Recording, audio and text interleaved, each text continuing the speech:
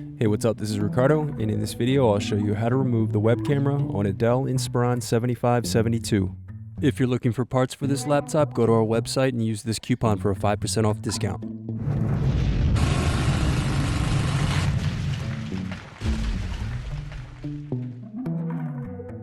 First unscrew, then remove bottom base.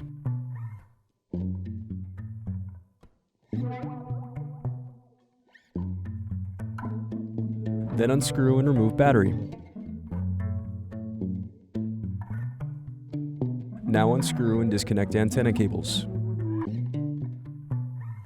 Then disconnect display cable.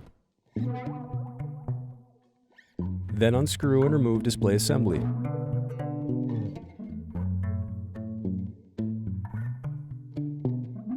Then use fingers to pry apart and separate display bezel. Now disconnect and remove web camera.